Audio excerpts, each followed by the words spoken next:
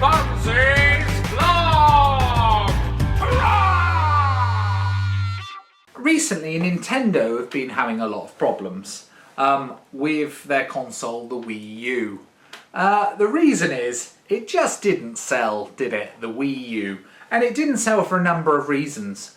I think, for me personally, it was very similar to the Nintendo Wii. And the thing with the Nintendo Wii, and I love the Nintendo Wii, I'm probably one of the only people left on the planet that does, and I've got loads of Wii games. I've been buying them up whilst they've been cheap, because I know in a few years' time they'll be worth a fortune, but that's another video.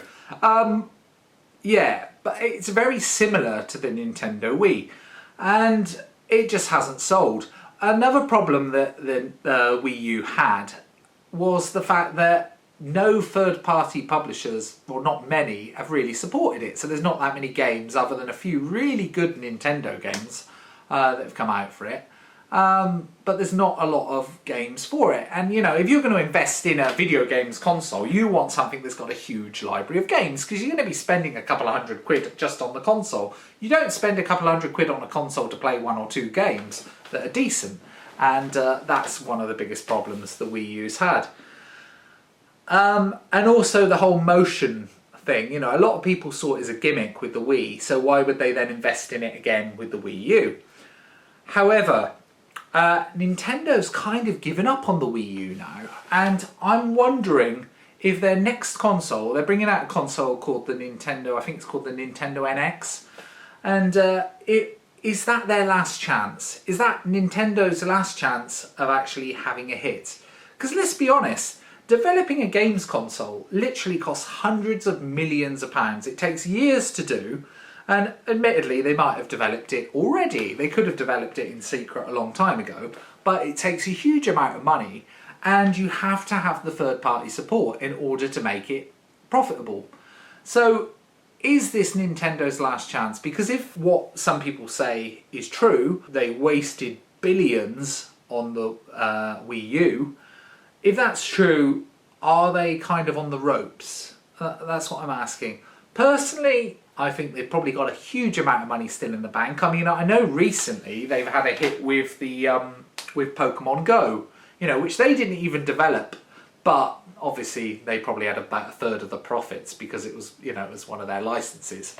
So yeah, the fact that it was a mobile game, it made them a lot of money for really no work at all. But are they going to go the same way that Sega went? Is it going to get to a point that, you know, they've kind of shot themselves in the foot? Because I think that one of the biggest problems with Nintendo is they always try to be innovative. And some people would say that see that as a great thing, but is it great? Or is it better just to give people what they want, you know? And Sony do that incredibly well, and Microsoft do that incredibly well. They give gamers, and a lot of gamers want, you know, shooting games, don't they? A lot of gamers want shooting games and sandbox games like Grand Theft Auto. You don't really get those with Nintendo. I can't think of a massive sandbox game that has come out as a Nintendo game. Can you? I don't know.